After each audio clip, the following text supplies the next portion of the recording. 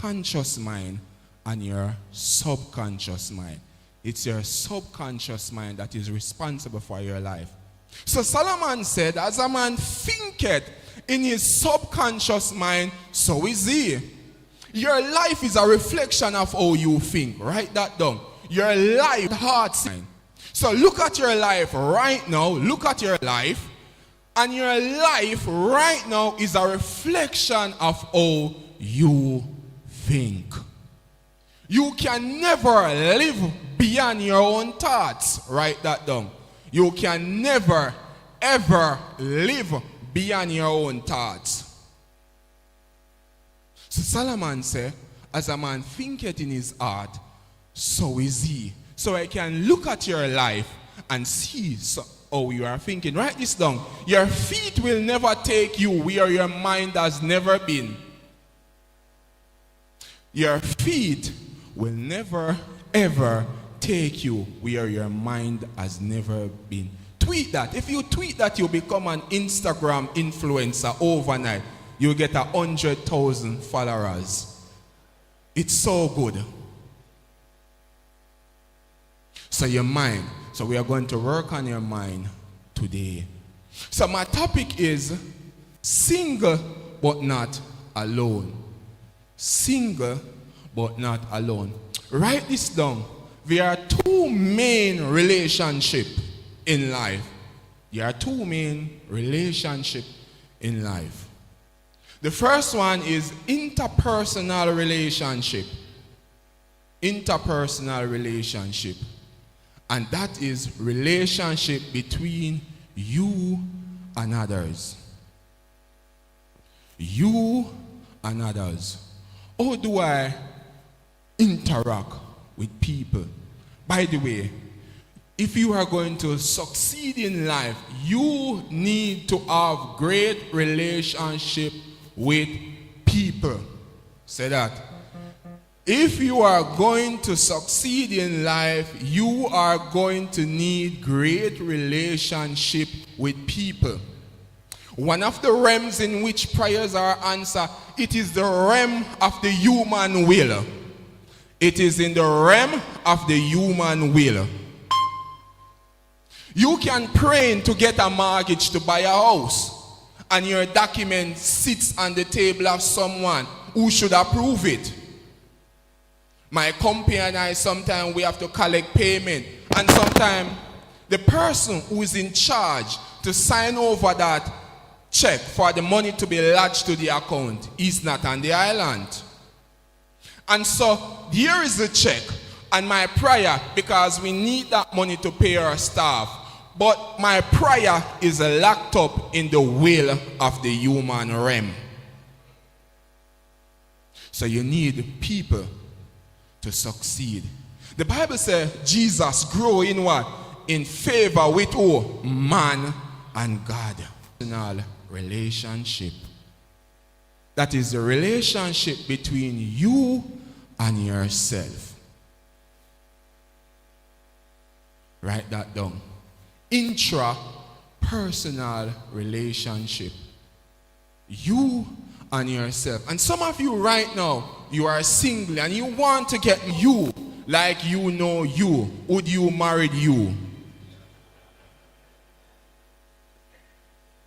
Let me answer this. Let me ask you again. If you know you like how you know you, would you marry you? Because the truth is, if you have bad breath and you put on a jacket suit and you walk down the altar, you have bad breath. If your feet smell and you walk down the altar and get married, your feet still stink. So marriage doesn't change you, marriage just exposes who you are. And so when your partner now, we're just going to say you have bad breath, but by yourself you never know that you have bad breath. So intrapersonal relationship is about me, the relationship that I have about me. Do I love me? Do I believe in me? Am I growing? Jesus said you must love your neighbor as what? As you love what? yourself. That means you can't love people if you don't love you. And so love starts with who? Me. Confidence starts with who? Me. And so if you are going to become the man that God wants you to be, you must start with the man in the mirror. Michael Jackson did a song. He said, the man in the mirror. If you want to change the world, you must what? Change the man in the mirror. So the first point I want to talk to you about is identity. Who am I? Write that down. Identity.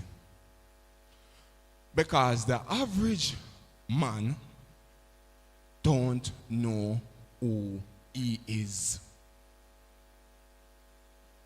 Don't know who he is.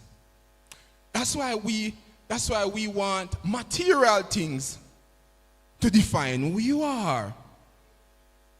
Who are you? Oh, I wear the most expensive shoes. And so you get your identity from Clarks. You get, I wear a Movado watch, I have a number of them. You get your identity from watch, Rolex. You get your identity from a car, a high-end car. You say, I'm the man because I drive this car. You get your identity from what you do. Who are you? I'm a lawyer. I'm a doctor. And you feel important because you get your identity from things. Listen to me carefully. Read my lips. The thing is that if you get your identity from things that change, your identity will change as well. And so one, you are going to become a arrogant person. I just got a promotion. Do you know who I am? I'm the director. And so they fire you. And you are no longer the director. Who are you? And so you went from arrogant, and so now you're on the ground. You walk with your head down. Because the thing that you have put your trust, your faith, your identity, it has changed. Do you know that when they are building a skyscraper, for the civil engineering here, most of the skyscraper, they have many ways how they erect a foundation for a skyscraper. But the number one way to erect a skyscraper is to dig so deep that they hit a thing called bedrock. Have you ever heard about bedrock? Bedrock is the part of the earth that will never ever change. It does not change, it does not move, there's nothing until they hit a thing called bedrock. Now, when they hit bedrock, the civil engineer start to build what they call a thing called foundation. And so they anchor the foundation to the bedrock. Guess why? Because they know earthquake and storm will come. And so when the earthquake come, the building will sway. But guess what? The foundation is anchored to something that will never change. Guess who say he is the rock of all age? God. He said he is the rock of all age. He said, I'm the bedrock that you should build your life up. He said the wise man build his life upon what? The rock. Because some storm is going to come in life. And so you must build, you must get your identity from the bedrock of life. Write this down. The more things change, the more you must rely on those things that never change. The more things change, the more you must rely on those things that never change. The architect for the skyscraper knows that there will be an earthquake, there will be a storm, but they know something. They know that the bedrock will never change. So they anchor to something that will never change or move. Can you imagine if they build a skyscraper in sand? Now you know that foolish that is. And some of you have built your life upon the sands. You know, I just bought a house in a gated community. I'm the man. You know, there was a neighbor one time that who lived close to me. And when there was a recession, the repo person come for his BMW. 9 a.m. Embarrassing. I was wondering to myself, I wonder if he had built his life on his BMW. When the repo man pulled up with the flatbed and he's outside in his underwear, looking at them, put in the car. It's an embarrassment. I don't want anybody to go through that. But he can bounce back in life. But I was wondering to myself, I wonder if his identity was in that car. I was at the barber shop and somebody was talking about a football player. He was an upcoming star at Tottenham. And so he got cut from Tottenham and he went to Fulham.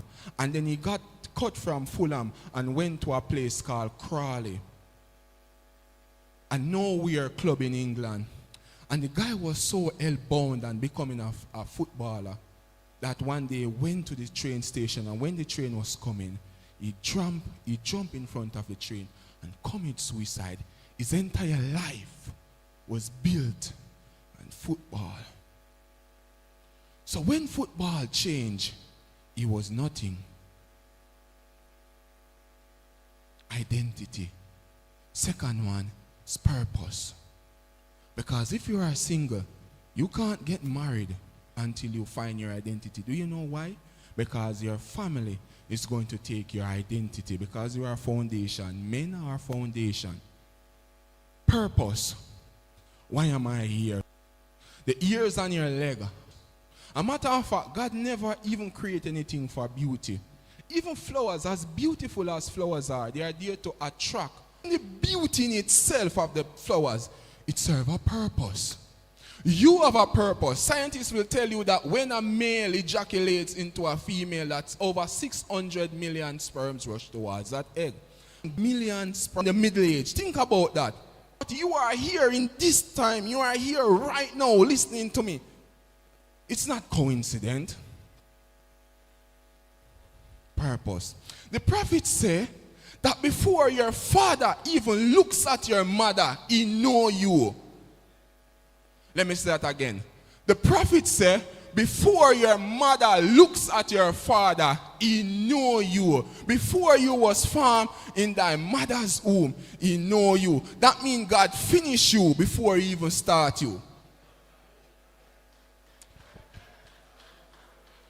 Do you know that every single thing in this life has been finished before it starts? Do you know that? The architect, they finished the housing scheme.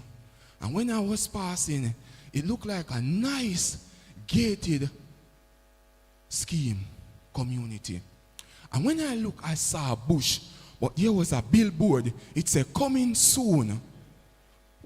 So-and-so estate. And then the architect, he finished it. And then he backs up like this. And he backs up. The drawing is finished. Everything is finished. And then they start to dig, to debush the place. And they put in the sewer system.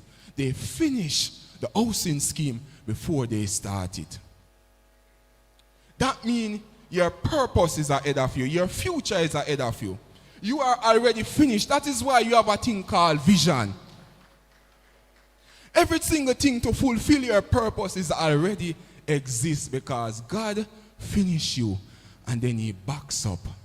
God started the human race with only one person and he never went back to creation again. He created the female, and from two individuals, you have over 7 billion people on earth today. So God finished the forest and he placed it in a seed. God finished you and he placed you in your mother's womb. And he said, before I form you in thy mother's womb, I know you. Before your father looks at your mother, he said, I know you. And then something happened on earth and he took you out of eternity and put you into time and said, guess what? You have allotted time to finish your purpose. You're not going to be in this life forever. You don't live in eternity. In time, things change. God lives in eternity. That's why he says, I'm the same yesterday, today, and forever. Because nothing in eternity change. So purpose. Write this down. Where purpose is not known, abuse is inevitable. Do you know the word abuse is two words put together? Abnormally used. Do you know they never say cocaine is bad? Do you know that? Cocaine is not bad. They never say cocaine is bad. What they say is that you abnormally use cocaine, you abuse cocaine. Do you know if you go to clinic or you go to an orthodontist to do an extraction, they would use cocaine in your gum to extract the tooth. When cocaine is used in the medical arena, it is okay because it is used for its intended purpose. Drug abuse. You abnormally use the thing. Do you know if you use your pen cover to clean your aids, you have just abused the pen cover? So you abuse the rag.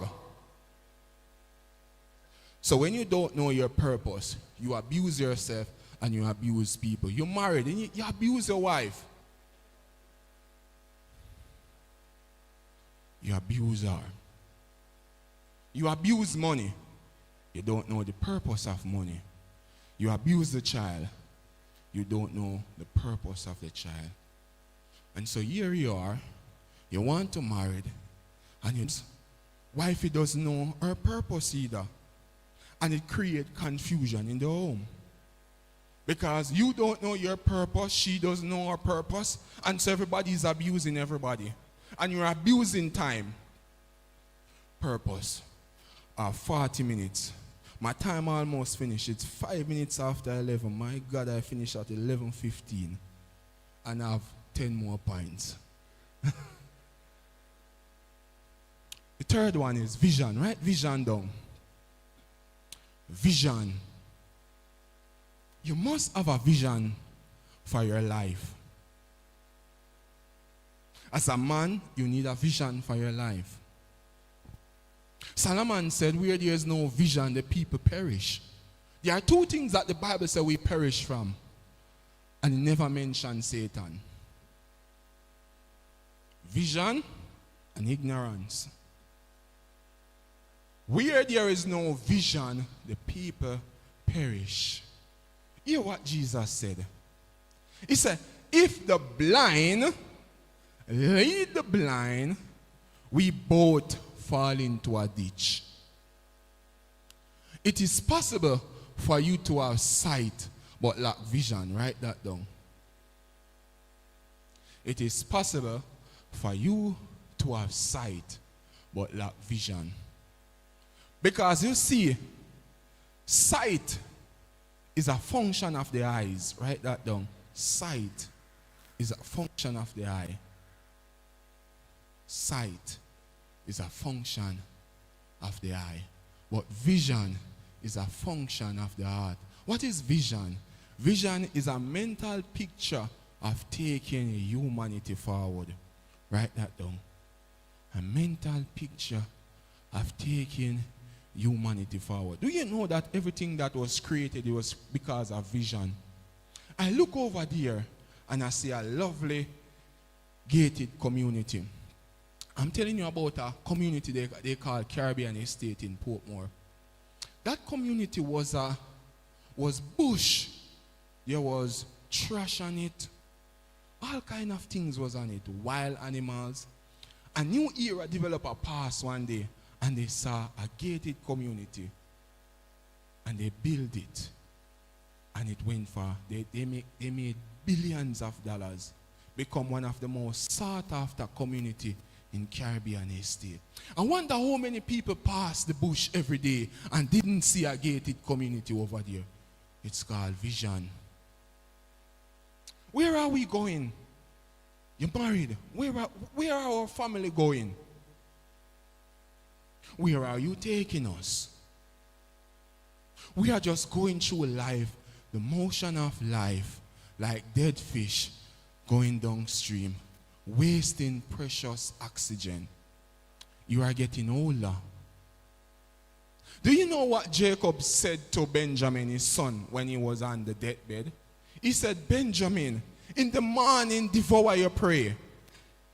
be as ravenous as a wolf and devour your prey. It's in your youth that you devour the vision, the dreams. You throw your life at it and see what you can become. Jesus put it like this. He said, night is coming when no man can work. The night is when you are getting older. Your light is beginning to dim. Your vigor and strength has left you. And let me tell you something. When you reach that point, no amount of Viagra can give you any energy. You are entering into the night season of life. But the thing is that so many people have confused it. When you should have devoured this prey, you have wasted your time. But Paul said you can what? Redeem the time. So you are a kingdom citizen. So if you have wasted the day of your life, you can what? Jesus said, if night will catch us, fulfill. We have thrown ourselves at our night going to catch you outside in the dark in regret. You know, my uncle, he died in poverty, died in Bagwak. I can't tell him a story.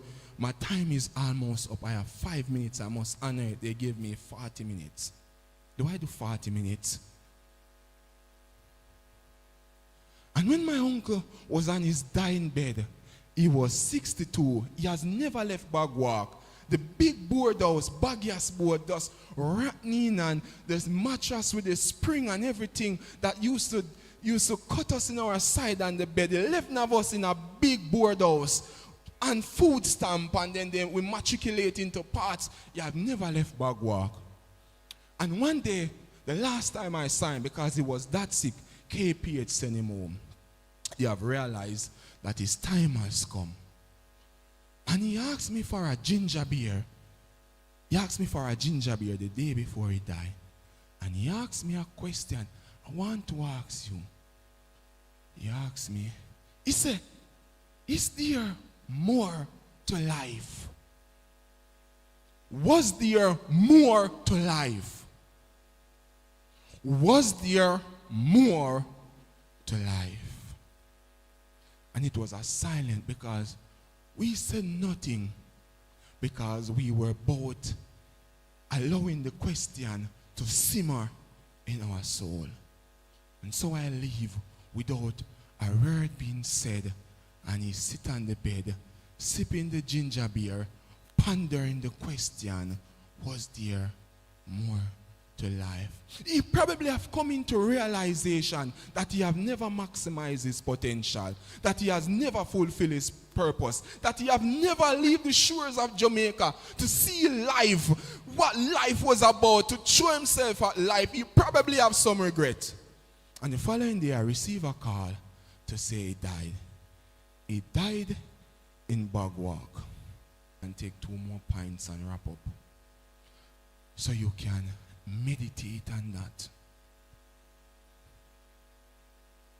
For the single men, when you are going to get married, the next thing you need is values. My values in life. What do I value? Values are core beliefs. They are the foundation of your life. Things that you will not violate. And let me tell you, everybody have values. Criminals have values. Murderers have values. But your values must be in alignment with true north. True north. It must be in alignment with morality. It must be in alignment with God's commandments. My values. Amos asked a powerful question. It was a rhetorical question. He said, can 2 walk together unless they agree? Do my values agree with your values?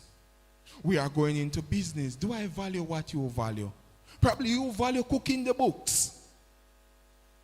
Probably you value self-gratification. Everything you earn, we must spend it now.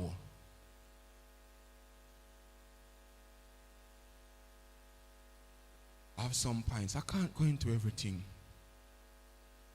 But I'm ending it right here. They say 40 minutes after, I have to honor those who come after me and the house. Values. What do you value? Let me look at the points. I'm trying to values. You need knowledge, wisdom, and understanding. Write that down. Last 2 points. You need knowledge, wisdom, and understanding. The Bible says wisdom is supreme. Wisdom is what? Therefore, get it. If it costs you everything, get understanding. The Bible says, buy wisdom and sell it not. Do you know why?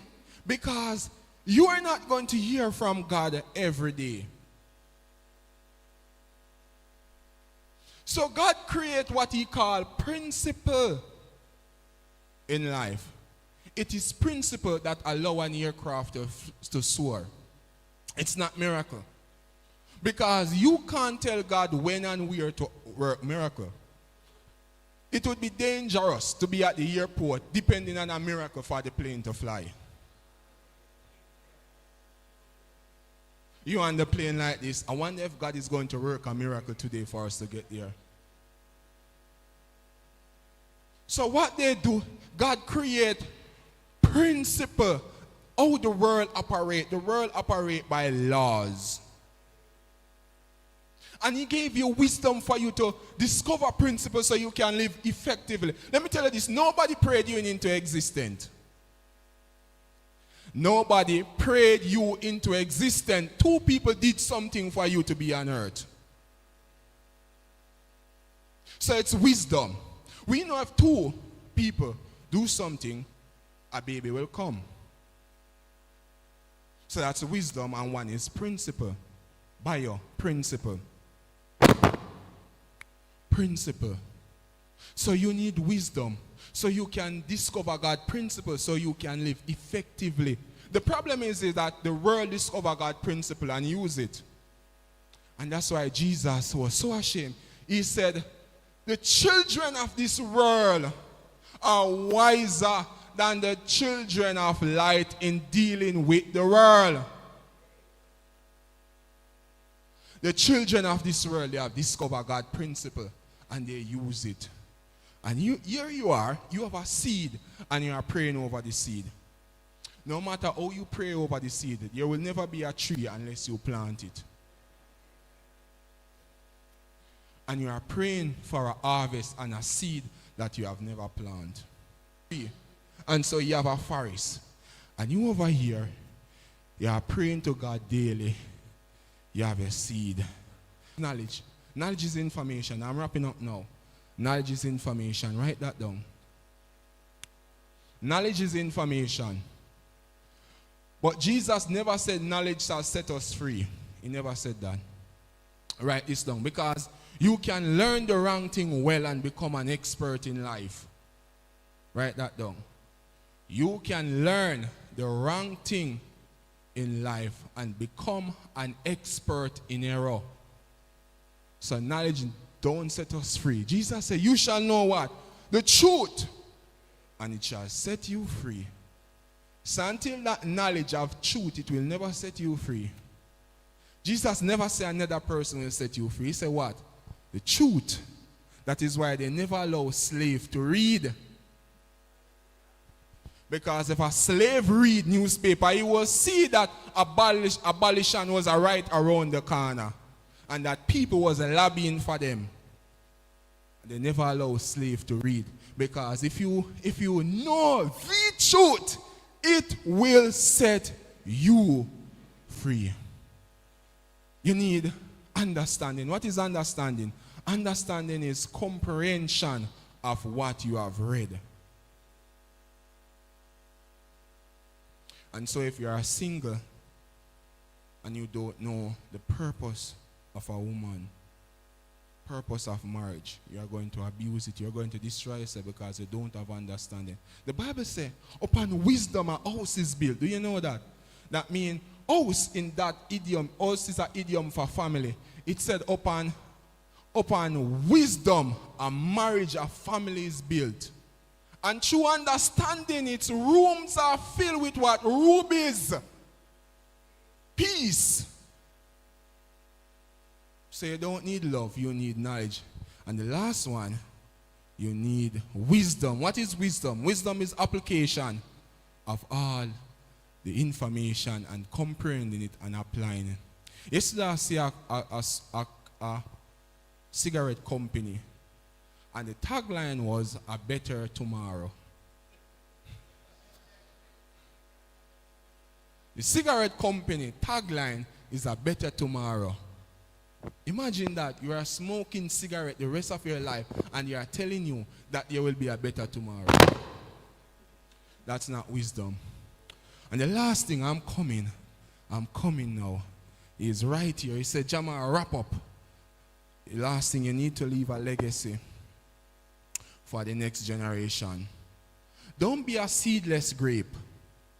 A tree that cannot produce itself will only last one generation. And God is a God of generation. Guess what? I have many more things to say to you, more than you can bear. But now is not the right time. But guess what? Guess what? Like the Terminator, I will be back.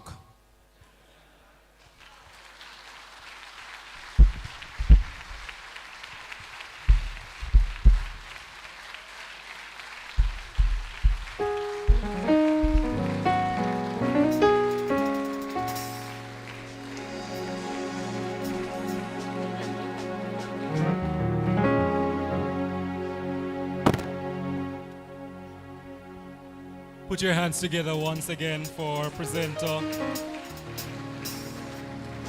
Bishop Leith and Bishop Allen. I'm going to ask you to step forward for me.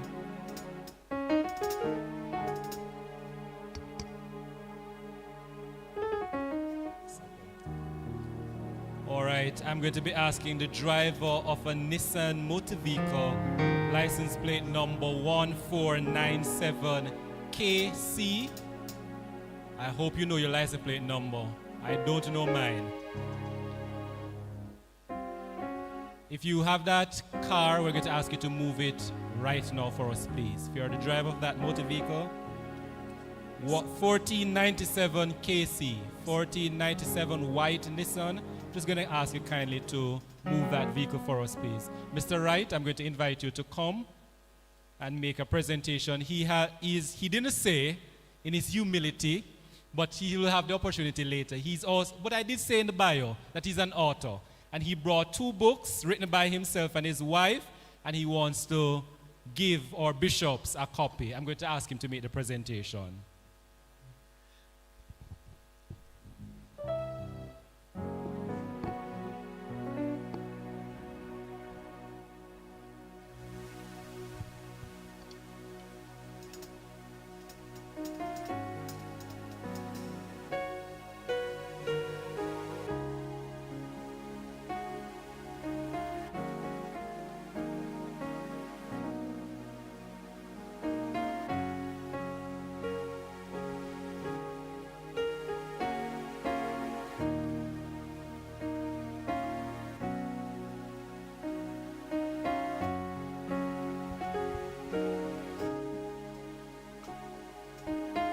Thank you so much. Put your hands together once again for our presenter. And I'm sure that your appetite has been whet or whetted now. And so we are now going to be moving on to our second presentation. I'm going to be inviting at this time musicians level.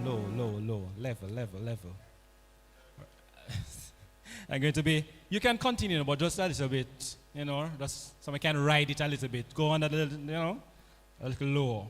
All right, I'm going to be inviting our panelists. I'm going to be inviting them to the stage at this time. Our facilitator, Reverend Phillip Johnson, is here.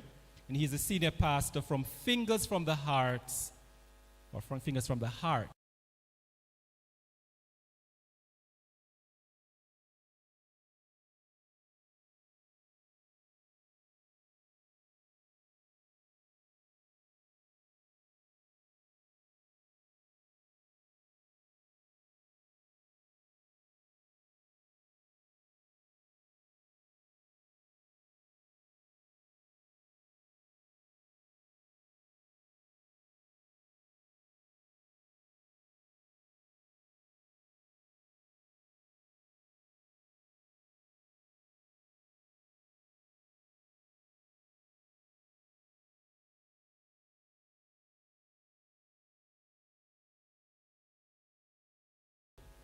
The Terminator has already returned, all right? And he's going to be also one of our panelists, Mr. Jamar Wright.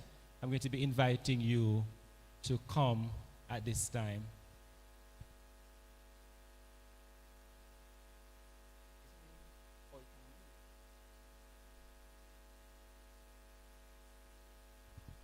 All right.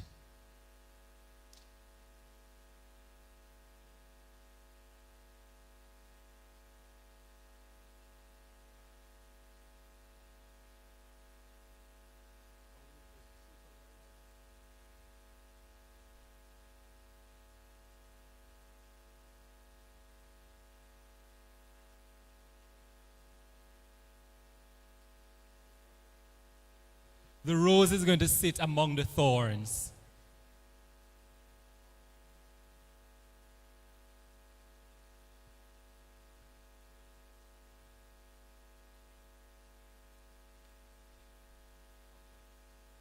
All right. So, by way of introduction, put your hands together for our panelists.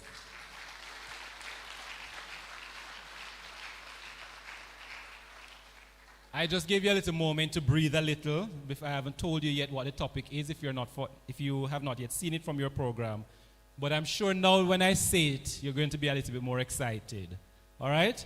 So the panel discussion is going to be, it's entitled Man and His Sexuality, How to Satisfy the Desires of His Wife. And we learned a while ago the difference between knowledge and wisdom and comprehension and all of that. It's now time to gain that added knowledge that we will need. All right, I'm going to be inviting our facilitator. He'll be leading the discussion.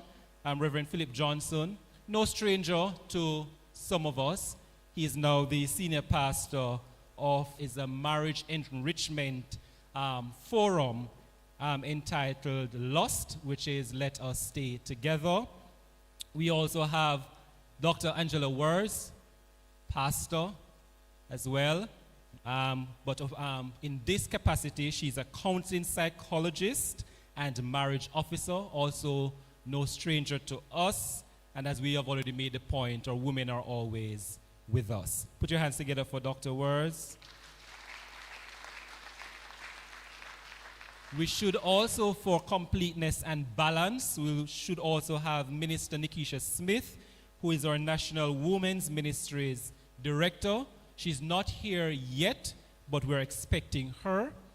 And also we have Bishop Keeble Downie, as I said before, and of course he is our parish administrative assistant for Hanover and St. James. Put your hands together for Bishop Downie. And lastly, you've just heard from Mr. Wright, and you know he has a lot more to share with you. I'm going to be handing over at this time to put your hands together and welcome our facilitator.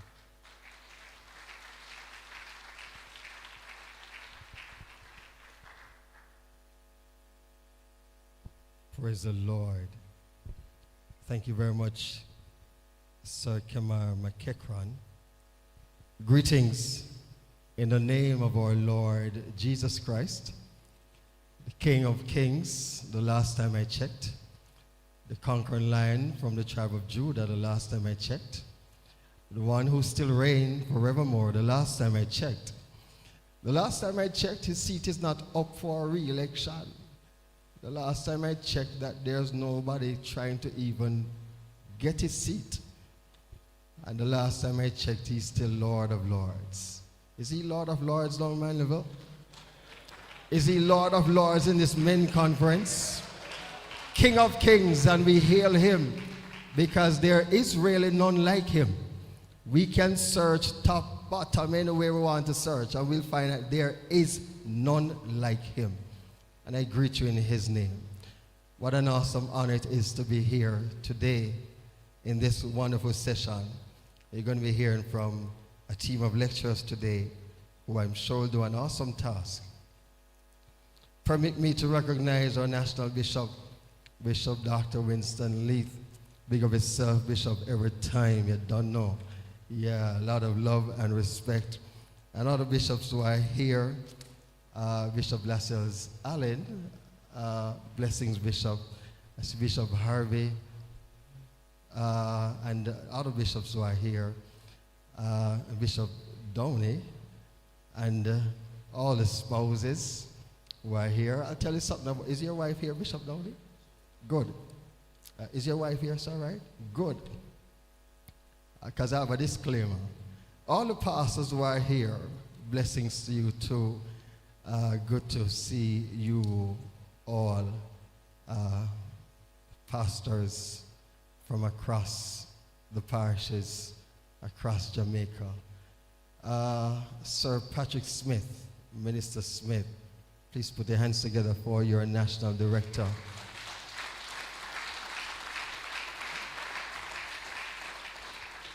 To plan and execute a function of this nature is by no means easy. And I really must say commendations to your National Men's Director and how he has orchestrated a day like today to bless the wives.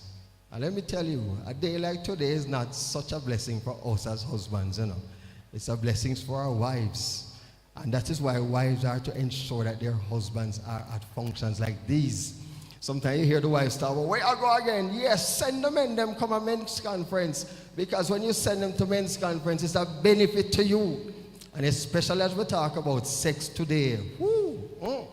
What a sweetness to the wives later when we can learn more about how to satisfy the desires of our wives. I have been told that the session is recorded, not live, and usually if we go live, we sometimes curb our discussion. It's recorded, and I'm not sure if it will be edited, but I say to the panelists, just bear in mind it's recorded, so in case it's not edited, like some of you know want to just unleash, you know, and just let loose. I'm not calling any name Dr. Worges, I'm not calling any name at all. I know some of you want to unleash, so I'll just let you know. I hope they'll edit it so that we can talk. Because I like when we can talk freely. If we do not talk about these things freely, we are going to be in serious trouble. May I ask let me just big up two men who are here. Sir Mark McKenzie, may I invite Sir Mark McKenzie to stand? Blessing, put your hands together for Mark McKenzie. He serves as the men's director at Fingers from the Heart Ministries. And along with him is Sir Dave Toomer. Sir Toomer, big of himself. Yes. So they have come to learn and to give support. They will be here for the day. Unfortunately, I'll have to leave after the session. May I invite the wives of our panelists to stand, please?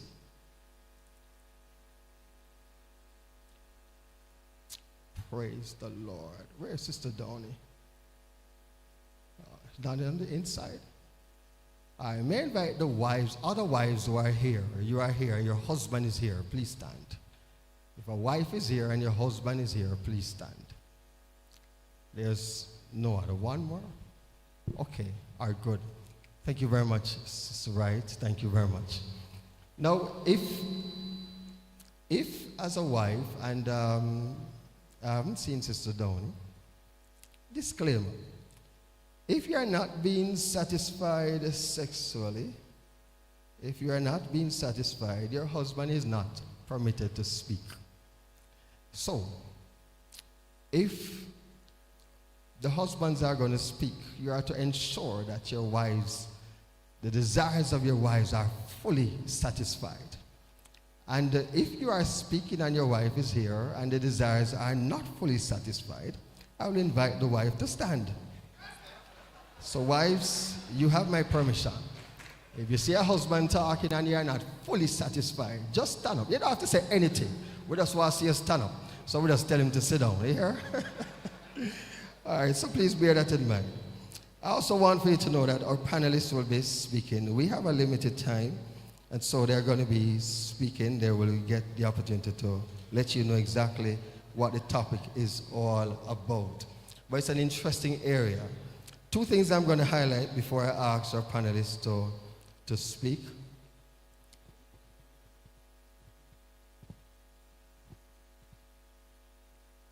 All right. Two things I'm going to highlight. Number one, we're looking at man and his sexuality, how to satisfy the desires of his wife. One thing I want for you to understand first in the discussion, this has nothing to do about our wives right now. It's all about the man, okay? So we're not looking at it's not about, let me rephrase that. What we're looking about is how to satisfy our wives. So it's not about us today as the men. But I want for you to understand that our discussion is geared towards our wives' satisfaction. So we're not looking at our complaint. They dealt with that some time ago in a women's conference. When you see women come together, it's to our benefit. You hear? When men come together, it is to our wives' benefit. So let us look at Christ, for example, and the perfect example. When it comes to Christ, it's never about him. It's never about him. His life, birth, life, everything, it's never about him. It's all about his bride, the church. And so we have to take a page from him today. It's never about him. And so that's why he could have left glory and could have come down to what? To die on the cross like a thief. Because it was never about him. Had it been about him, he would have stayed where? In glory. And so today it's not about us, it's about our wives. We want to look at how is it that we can put self aside, put our own situation aside, and really look at the satisfaction of our wives. That's fine? And so I'm going to be asking our panelists, but before I ask the men, let me ask the rows who sit among us today, Pastor Dr. Angella Worges. And please, Pastor, if you'd like to add anything else to what I'll ask, you can feel free to go ahead. I'm sure I'd have loved for persons to know more about the work that you do. So you can feel free to add that just in case you'd like to. Question. When we talk about the satisfaction of the desires of our wives, I want for you to tell us as a wife, what are the desires of a wife? And you were married for a number of years. You can also add that. Because if we are going to know how to satisfy the desires of anybody, it is first good to know what are the desires. There's something called a love language. And I love to say this to men as you get your thoughts together, Pastor. If you do not know the love language of your wife, you're in trouble. There's no way we can be talking about satisfaction of wives' desire, and you don't know the wife's love language. And I could put you on the spot to ask how many of you know your wife's love language, but I won't, because I know all you will stand. And I don't want you to tell no lie in the house of God. But the love language really is a language that you speak. If I were to come today, or any one of these panelists was to talk in pure tongues, would you be able to understand us? Certainly not. If we were to start talk in Spanish, Bishop Daly, bless up, you certainly wouldn't be able to understand. The love language is a language that your spouse has. And it's important that you understand it, that you know how to address her desires. I'll give you an idea, and I know you get your thoughts by now, Pastor. My wife's love language is acts of service. My wife just want to know, say, I'll tell you one problem where we have one time. My wife just want to know, say, if she asks me for do something, me just do it. And it don't really matter how much me thinking of her do now, she wanted to get done now. So we have 2 gas cylinders at home. 2 gas cylinders, and 1 gas just done. Now if 1 gas just done, you tell me, as men, me I want a reason now. Is it very necessary for me to call the gas people today and replace the one that just done and I'm putting on a new one? If you don't think it necessary, stand up, men. Well, some man talk up, man. Yeah. You don't think it necessary, eh? Good. All the men who think it necessary for call the gas place right now, stand up. Look like your wife love language is acts of service, you know. But, very good point. But watch this now. No? We're talking about desires of wives. Watch this. I now don't believe it's necessary. So she now a quarrel and say, you know, call the gas place and the gas soon done. Gas soon done what? The gas just put out. But the thing is, watch this. As the point here is made, it is very likely for me to what? To forget, Sir Williams. Very likely to forget. And watch the next thing. Talking about desires of the wives. Just when the wives come into the bedroom and are ready to unleash, our wives want to know that everything is off their minds. That's the difference with we and them. Water Commission can outside or cut off the water and we have sex right now. That's not a problem to us. JPS cut off the light, but guess what? You come give me something now, no?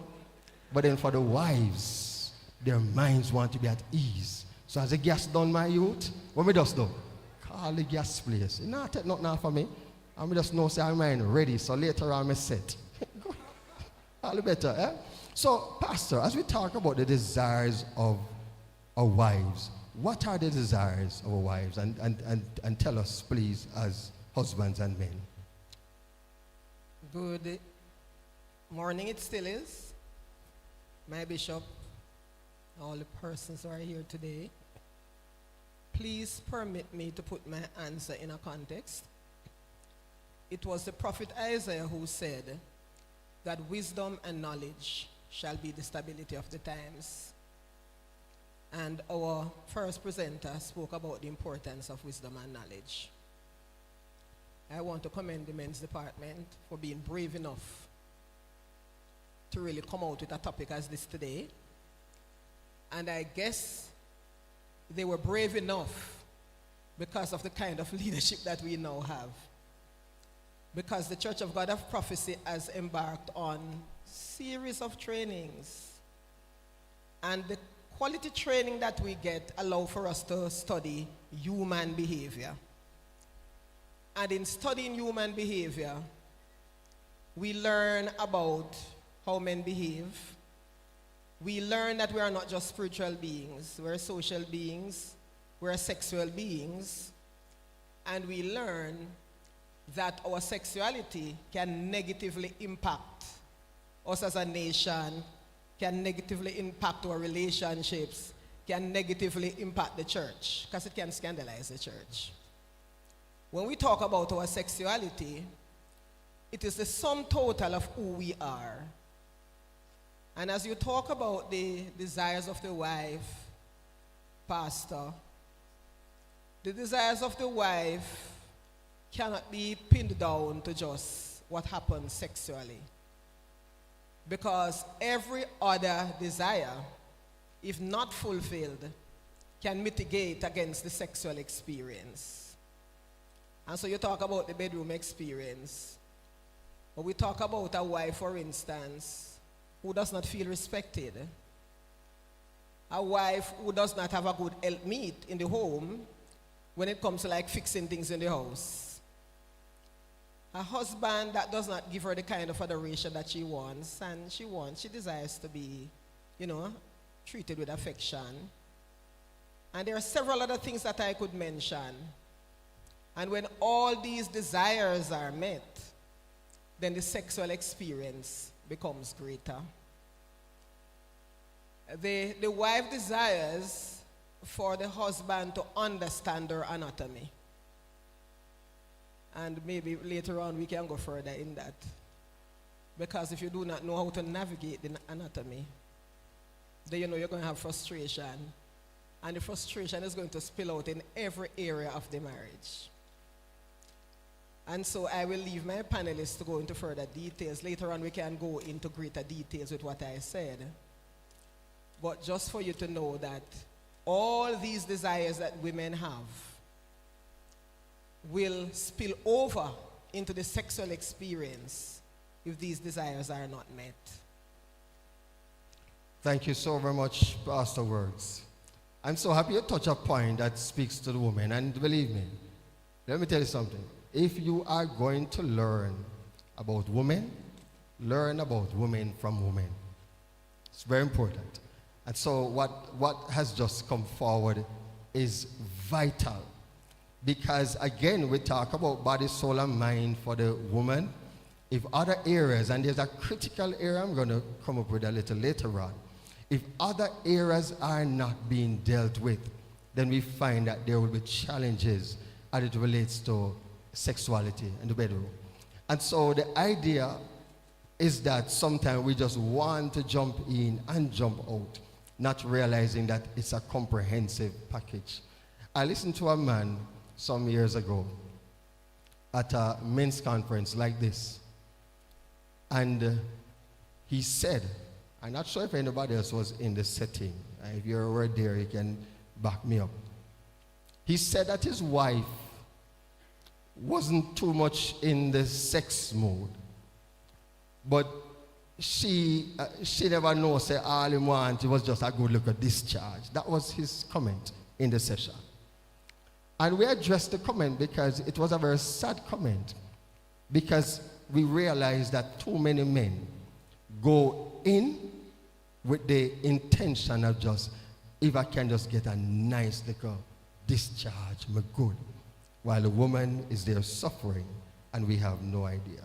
Thank you very much for that, Pastor Worges. Let me go to the men and ask this.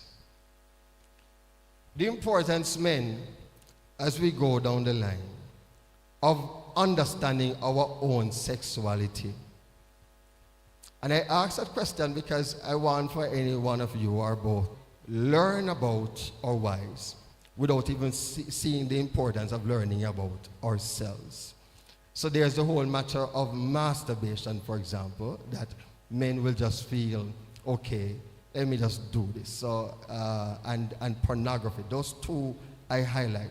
Because if we don't understand the importance of those and the effect that those will have on us as men, we may not fully understand how it is to reach out as it relates to the desires of our wives. So how important is us men understanding our own sexuality and just how detrimental it is when we lead to things like those other areas, as I said, masturbation, pornography, and stuff like that.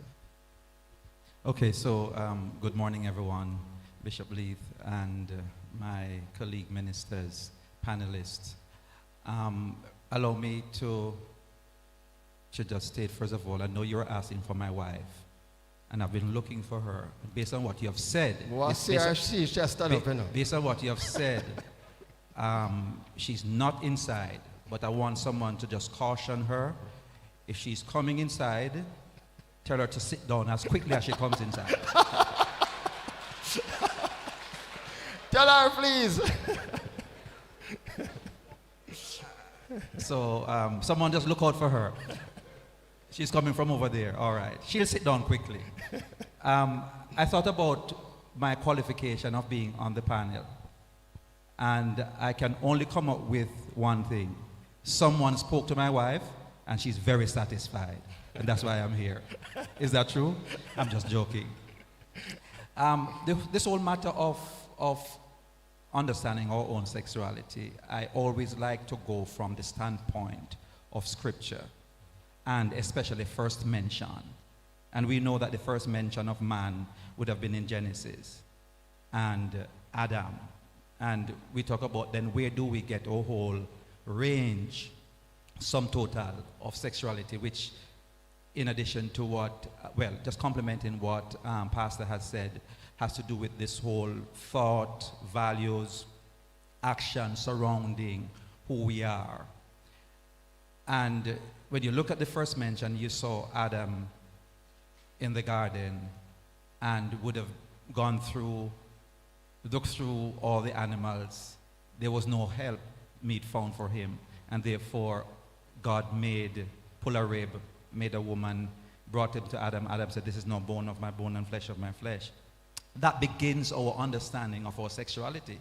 I said that because of where we are in the world. What is happening in terms of our sexual orientation and sexuality. You know, let's just call a spade a spade.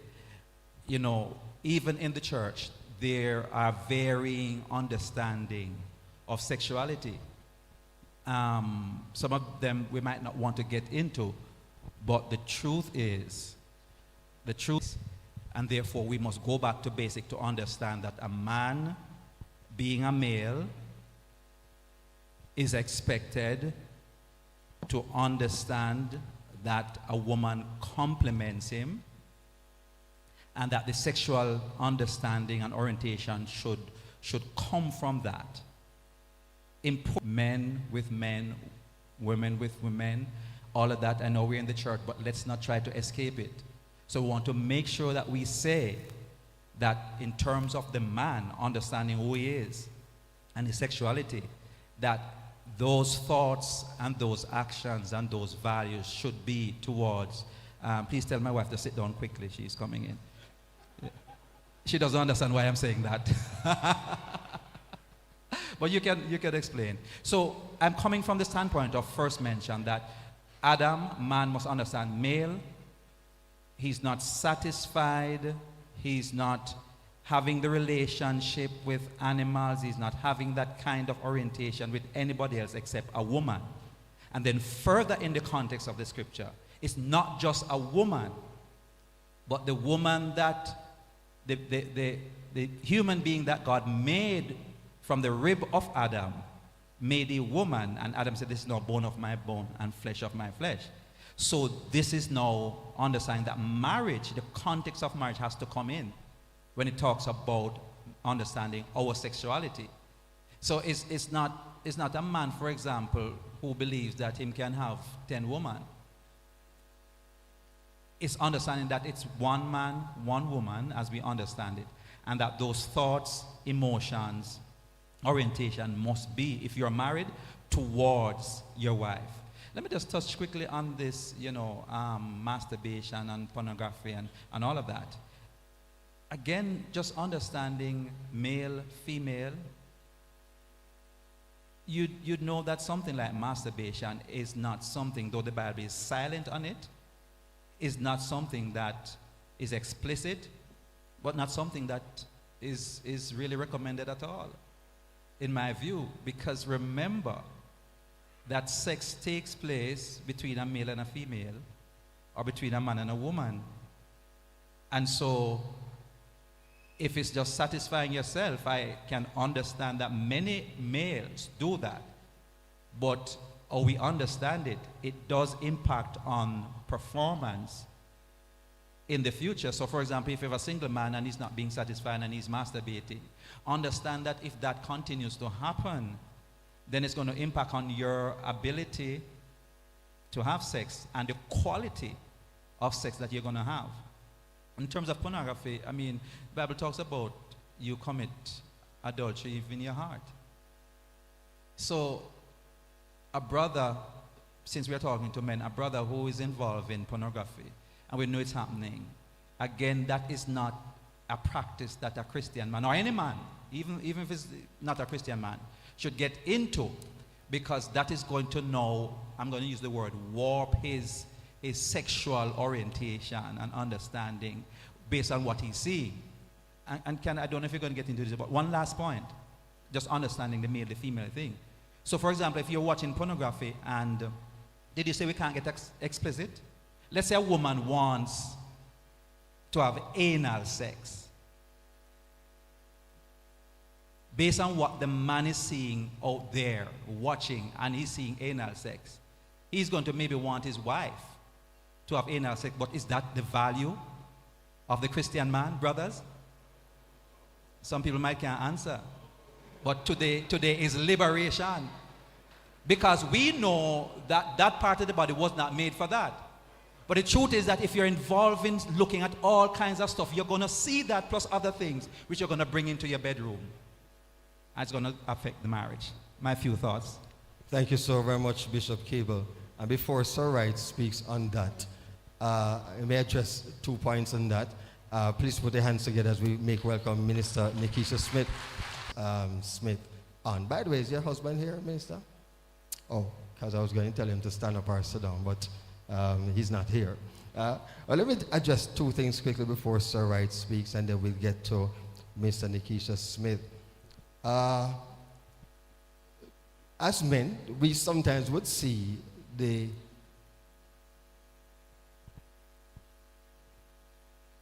task or the process of a door jamb being installed with a door placed on it. So you put, I was looking for one, board one, but you'll put the door jamb, it's a piece of 2x4 or 2x6 in the wall area, that's the opening, and from the door jamb to get the door on it, there's something called hinges.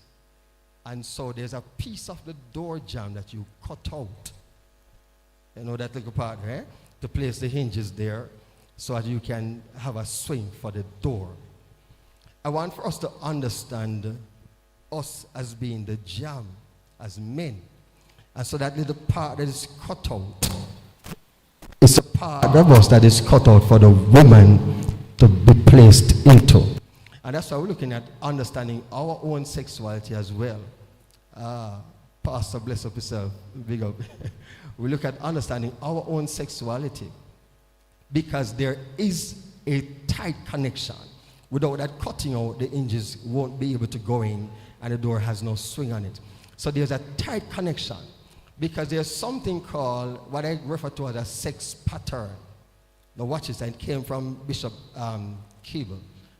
The understanding that when you do some things, like the whole matter of masturbation, as he talked about, men who are not yet married, and pornography, there's a sex pattern that many times as men, we run into the problem of using a sex pattern of one partner you had before, without marriage before, since they're all sanctified people and you all only have sex in marriage. I'm talking about that here. I know none of you right down here having sex out of marriage right now. None of you. I'm going to repent. I'm going to repent quick. Father, please forgive me. So, there's something called a sex pattern where if you use the pattern of a previous partner, we run the risk of taking that pattern into the marriage. And sometimes we don't understand that women are so different that there's no way you can use the sex pattern of one with the other because everybody's sex pattern is different. And sometimes you wonder what you used to do. You're using that now because your previous partner liked it. And this partner said to you, say, where are the brethren? And you can't understand it because as far as you're concerned, your partner before, with that sex pattern, loved it. Eh? And so the pornography is that because once you watch pornography, you are introducing yourself to a particular sex pattern. And what some people don't know too, you know, is that those movies that you watch, the pornography, huh? Yeah, man, the one where you watch, me talk. But no reason, man, eh? You sometimes don't even know how many hours they take to create a scene that you are seeing for 5 seconds, you know. You sometimes don't know how much drugs the people are on to create those scenes. And you watching them and you taking that sex pattern into your marriage because you want to create a desire for your wife, not knowing that you're actually wrecking your marriage rather than creating any kind of desire. Those are through the window, and we don't deal with those things. But let's continue. About 2 minutes to Sir Wright, as he will talk about the own sexuality of our men, how important it is to understand our own sexuality. referring to the question that was given earlier. Oh, so you want me to answer it in context with the pornography and everything? You can. I mean, one of the top need for a men, the need of a man, and there are two major needs. One is, it's respect, because the Bible talks about it. Female want love, men need respect. That is how a man interpret respect. The category, me now. So you need love. The second thing is sex. The second need for a male is sex. That is very high. Because once a man touch puberty, that male start to have erection in the morning. And so that erection start to open an appetite for sex. Now, how does that person control those urge until he is married? Because if you are not able to control that sexual need, what is going to happen is that when you are elevated to a certain height, then that sex drive, if it not underneath control, it's going to destroy you later down the road. Because when a man fall, it's usually either three things it come under: money, power, or sex. Now, when it comes to pornography, I already mentioned that as a man thinketh in his heart, so is he. Your heart is not in your chest. The Greek word for heart is your subconscious mind, and in Hebrew, the word heart means the center of reasoning. Solomon also said, guard your heart, your subconscious mind, your center of reasoning. From it, the issues of life flow. Your life is a reflection of your mindset. Now, watch this. If you continue to watch pornography, what is going to happen is that you are programming your mind to that lifestyle. And so those devious acts and those devious thoughts are going to start manifest in your life, because the thoughts you hold in your life, in your mind, in your subconscious mind, those thoughts are going to play out in your life. And so those pornography, whether you like it or not, is going to come back one day and play out in your life and destroy your life. And there are certain things that you should not be doing that you are doing. Even if you are married, you should stay away from it. Now, masturbation, Jesus said that sin don't start when you do a hack. Sin don't start when you do a hack. When somebody murders someone, when a person get a hitman to do a job, watch this. The person who the mastermind for the hack normally get more years than the man who pulled the trigger. Because Jesus said, sin starts in what? In your heart, in what? Your mind, your subconscious mind. So you think about it. You don't randomly do something. And so if you are single and you start to masturbating, that means you are fantasizing about someone. Because you have to have a thought in your head to get a rose and all of that. No. In the context of marriage, folks, probably your wife is there, probably she can't. But in the context of that, it's okay. But if you are single, I would not advise you to do it. If you are single and married, you should not be watching pornography, because remember, what goes into your subconscious mind is what going to play out in your life. As Solomon said, protect your heart, because from it the issues of life is not what a man eat, Jesus said, but is what comes from his subconscious mind that defile him. And so if you continue to put all those filthy stuff in your subconscious mind, then your filth will start to appear in your life. Thank you so much, Sir Wright. Yes, we are hearing and we are moving along. We have a few minutes left. Quite interesting. I'm going to ask Minister Nickeisha Smith to deal with a matter that Pastor Worges started. We are now going to look at what we refer to as the measuring stick for satisfaction. We talk about how to satisfy the desires of our wives. We looked at the desires earlier. Now we want to look at what do we mean by satisfying. And Pastor Worges touched an important area earlier, and a term she used was exploring the body. Exploring the body. One of the lacking things in our marriages today, where husbands are concerned, do not want to spend the time to explore the body. not realizing that exploring the body is preparing the body to receive from us. There has to be a reception, and the reception comes only when there is preparation. If there's no preparation, then reception is forced, and you know anything that is forced will cause issues and problems. I hope I'm not talking over anybody's head when we talk about reception and forced and all of those kind of things. Because you have to understand that if we're talking about intimacy and sexuality, we're talking about penis and the vagina. Good? And so when we talk about preparing, exploring the body, it's the exploring of this body now that is going to be giving the satisfaction to our wives. So we want for Minister Smith to talk and to start out about what is the measuring stick. How is it that wives are satisfied? Or how it is that wives are fully satisfied? And we talk about exploring the body. How important is it for a wife's body to be explored? And Minister Nickeisha Smith, we know that there's no other person but yourself and Pastor Worges who can deal with these things. Because you know, and your husband is not here, but from we see him, we know, say he's a good explorer. We know that. And so you are the best person to tell us. When you hear the man preach, you know the man they watch Explorer channel, man. You don't have to ask. So Minister Smith, tell us how important it is to explore and what it is that measures being satisfied as a wife. Hi, brothers. You know what? I'm so excited to be here. And I'm going to say this quickly, that haven't gotten married very early and get married to a church boy. And you will understand what I'm saying. So the truth is, when I got married to a virgin, right?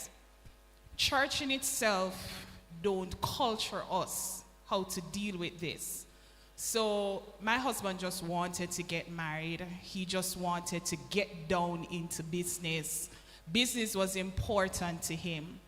So from the inception, from us getting married, he just wanted to get to the hotel. And when he gets to the hotel, he's wondering, why is it that you're taking so long to take off your clothes? Why is it that we're taking so long to get into the business? And eventually, when we get into bed, nothing can happen.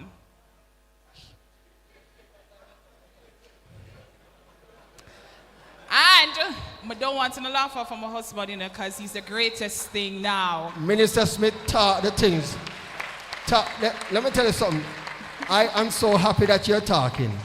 Because we know Pastor Smith and we know him capable. We're happy you're talking because we need to hear this. He's great. He's really great. We were in the women's conference and ladies were asking if it's okay for them to use sexual toys. And I know the greatest toy that I have is Pastor Smith penis. I don't want nothing else. My God. Understand? But I want to address this, and because I think we do church so much, sometimes us church girls are not satisfied.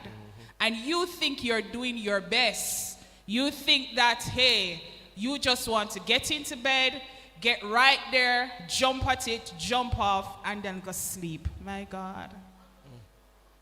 Somebody sound not true. But let me tell you, one of the things that I have learned over the years, and I'll pick up from where everybody else is saying, so sometimes we get ourselves exposed. We never watch porn. We didn't have sex before marriage. We didn't have a lot of who we observed to star our own movie. And we decide that we're going to be superstars at it. But having gotten into marriage, ladies are very complex. And why are you shaking your head? I hope no wife not sooner. We are very complex. We are not easy to please. And I can tell you that, like when you kiss me on my neck, and for heaven's sake, you kiss me on my neck all the time. I'm tired of that. So I remember it's me say it, right? But one of the things that I think brothers need to understand, or husbands need to understand, is that it's my husband that I am not a radio or a dolly that you turn on. So good. But we explore. And one of the things that I had to say to him, I said, baby, it don't start here.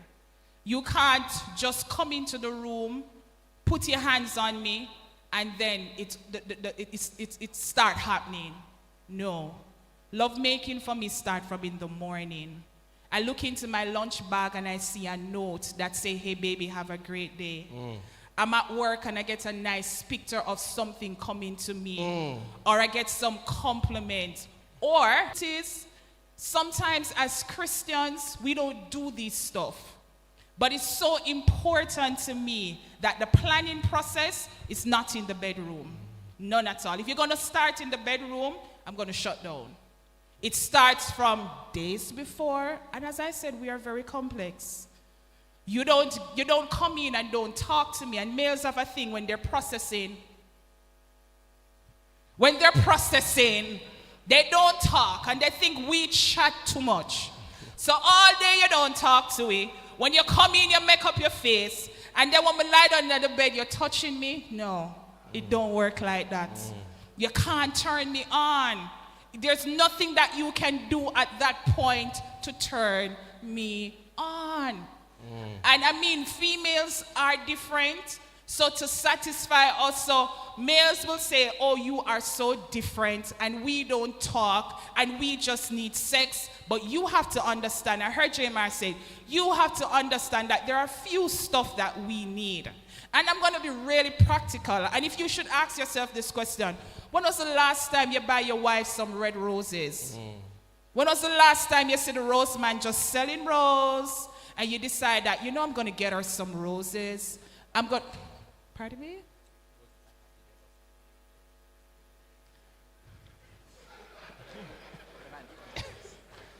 All right, so Bishop is right here. Bishop said maybe the wife don't like rose. True. When was the last time you buy something else? When was the last time, and it doesn't have to be with the gift for me. When was the last time you open your accounts and you just see something coming and say, honey, here's $100,000. Get yourself something nice. Are there any females in the house? Dark it, minister. What is it that turn you on? And I'm not saying, no, Bishop, it's not money. Oh yeah, Bishop said women love money. And we'll say it. But I just want to say to us that sometimes satisfaction, how you satisfy us, is so locked into a church world. And I'm not hitting the church. And that's why you have people going outside. No, I can speak on behalf of the females. And I have a duty to prepare the females for the male. But brothers sometimes want to get it. Another thing, and I'm happy that we touch on pornography and what a female need. So I said I'm going to talk me. So my husband is very organized. So if he comes home, he's very routine. And if he has to put down his bag first, and he has to wash his hand first, and he has to do all of that. No, for me, I come in and I want you. I don't want you to go through all those preambles.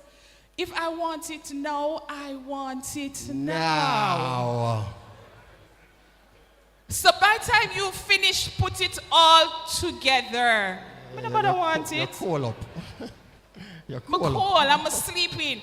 So you have to watch for these things, because what satisfies me for you to know your partner. It's so important. I like rose.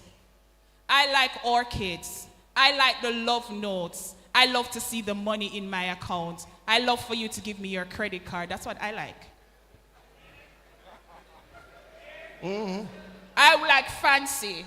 While somebody else, and I can tell you, I'm not somebody who, I don't wear lingerie. I don't dress up like that, because that doesn't turn my husband on. So one day I saw my girlfriend shopping for lingerie, and they were going, real church man for true. They were going and shopping, and they were wondering, why am I not shopping? Because Robert, if you have on a t-shirt, a shirt, a big pants, a jumper, and we ask that you understand us. So I hear Pastor Phillip talk about the door jam and the whatever. You got to know that sex doesn't start that time. Sex starts for me from days, built up. You coming in the room, making compliments, doing all, because what you want, you just want it, and I can give it. But you got to understand that when it comes to us, there's a little bit more than just say, here it is, come get it. Ooh. Oh, my. Yes, you have to know your wife. Because for some of you, you go with 100,000, your wife turn on long time. You know, you shouldn't need no more than that. For next one of you, 100,000 can't budge your wife. Can't budge her at all. So you have to understand who your spouse is and what will cause your spouse Phillip, to I take, want to correct you know? that because I don't want you to leave thinking that this is what you need to do. No, I think you said perfectly. Go For my continue. husband and I, you don't have to buy 2 ice cream. We do 1. You know, I said something one time and somebody said, ew. My husband and I share everything. We share toothbrush. We share rag. We share clothes. Everything. And for us, it's the simple things in life that matters to us. So I didn't move into the bedroom. We knew we were coming from a place where we couldn't buy 2 Burger King burger. We had to buy 1 and cut it in half. We couldn't go to Devon House and buy 2 ice cream. In fact, when I went to look for my husband, he came to pick me up for years on a bicycle. And Bishop, you're laughing at for me? He would come to Glengoff and he will tow me on that bicycle down to his house. And it meant the world to me. It meant everything to me. So there are measures. So now when and a lot of people, you look outside, females that are not here, and you said, wow, that's just a perfect life. Years ago, my husband presented to me a CRV at work. And people will say, wow, but they'll never understand the bicycle days. Right? And I love him for it. I love the fact that in too much, we understand each other. So I said we had to start our movie. Sometimes we start it over. Sometimes we don't get it right. Sometimes the movie boring. And you're wondering, what can I do to bring some life to this? But you have to explore. Another thing with my husband is a pastor. If you want to turn me off, come in the bedroom and say, Sister Nikki.